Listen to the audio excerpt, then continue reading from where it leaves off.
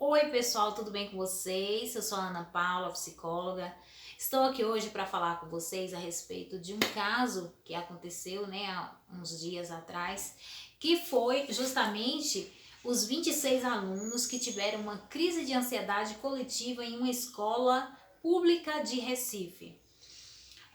Será que essa crise de ansiedade coletiva existe? Teoricamente, não. O que existiu aí possivelmente foi uma crise que foi desencadeando um efeito dominó, onde um aluno, a partir de um aluno, quando iniciou o processo de sintomas, e como outros alunos de outras salas também ficaram sabendo, então provavelmente todos estes alunos já tinham problemas psicológicos, ou seja, já tinham problemas de ansiedade, que foi desencadeando nesse momento também uma crise de ansiedade em cada um deles, né?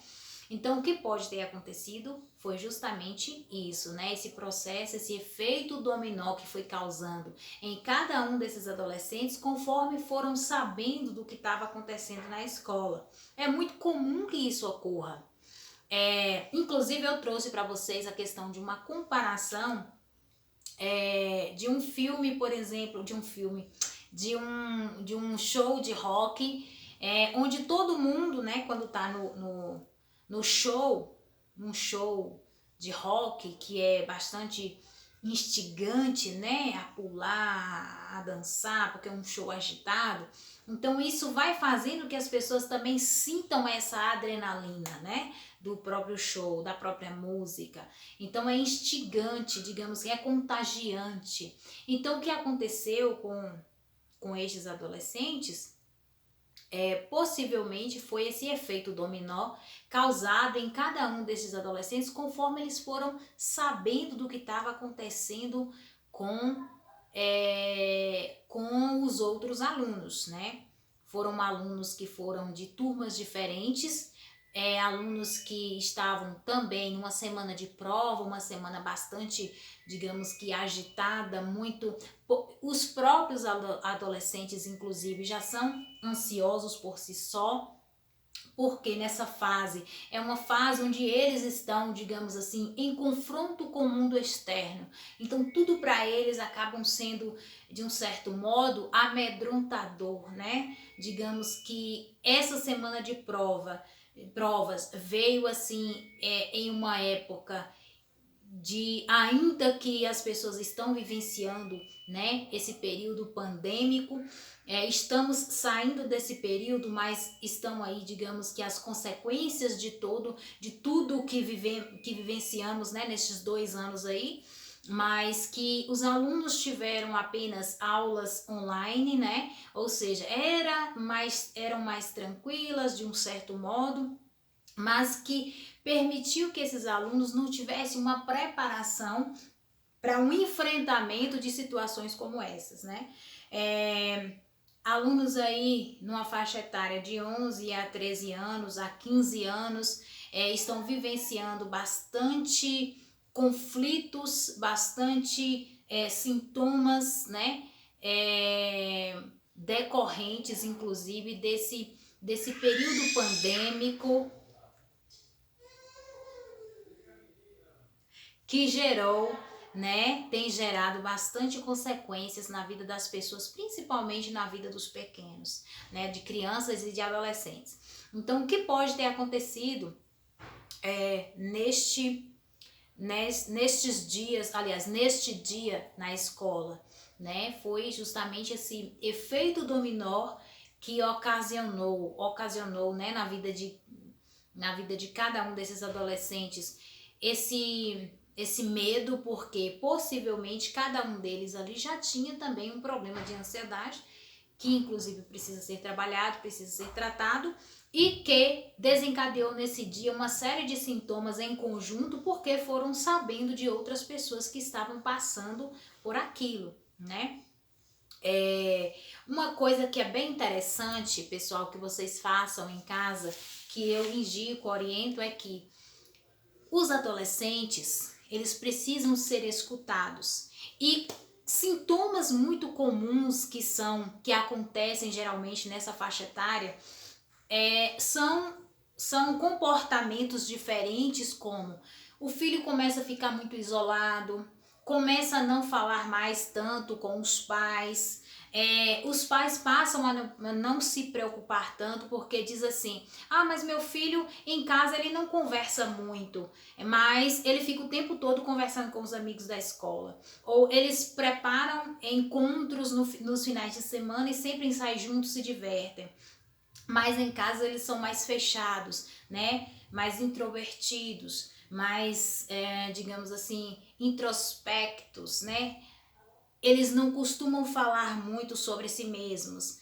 Isso é muito comum na adolescência. Por quê? Porque essa fase é uma fase onde eles estão precisando de pessoas para formarem um certo grupo, onde eles, digamos que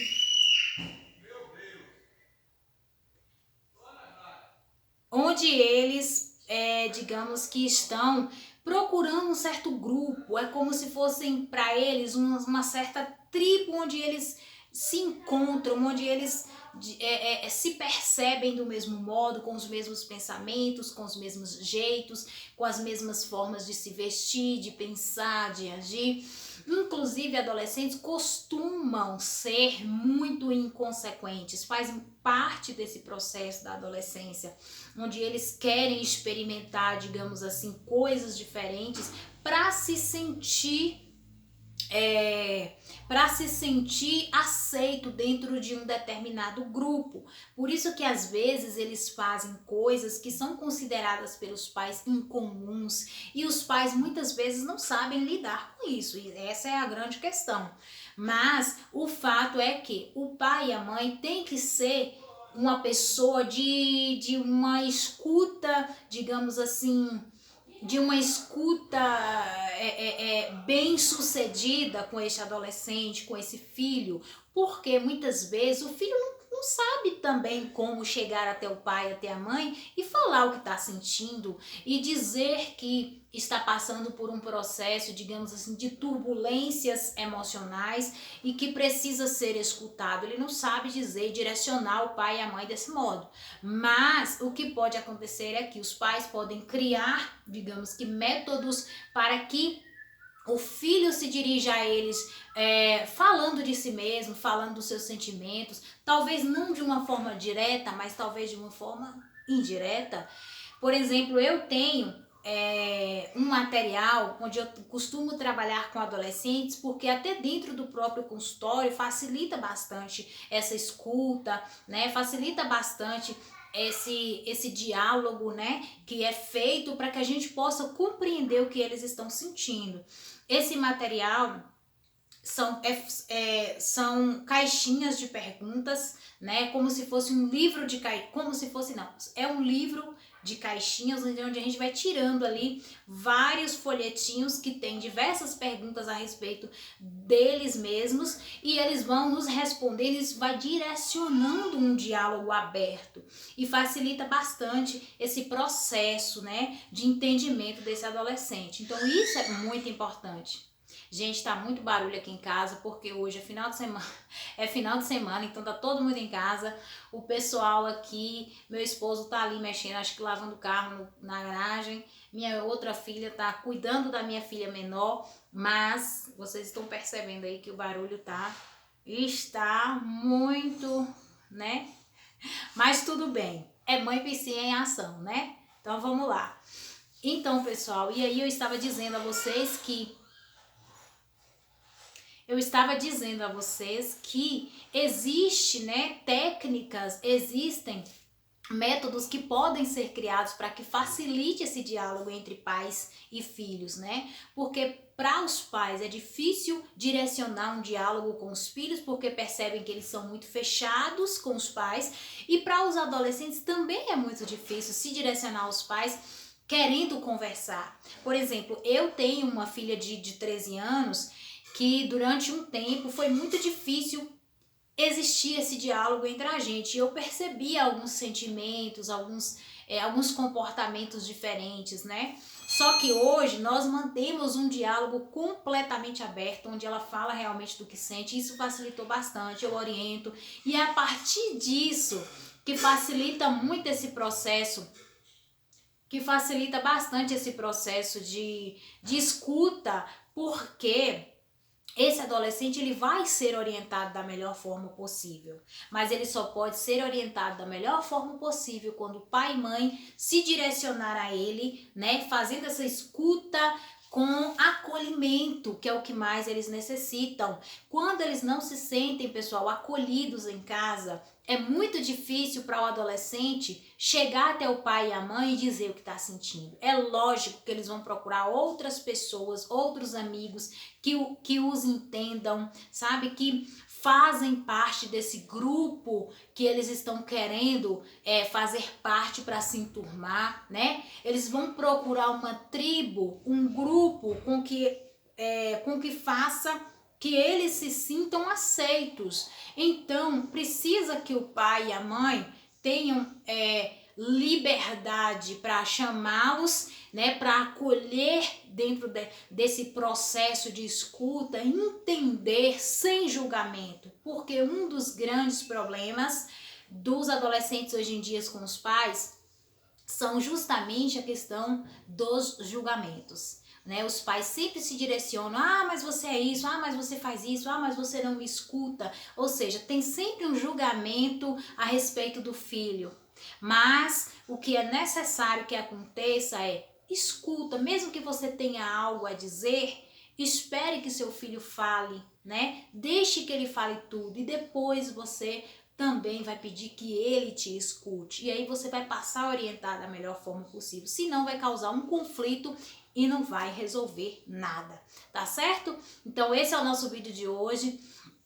Já peço que você, se você não é inscrito ainda, que você se inscreva no canal, ative aí o sininho das notificações para não perder nenhum vídeo do canal, tá?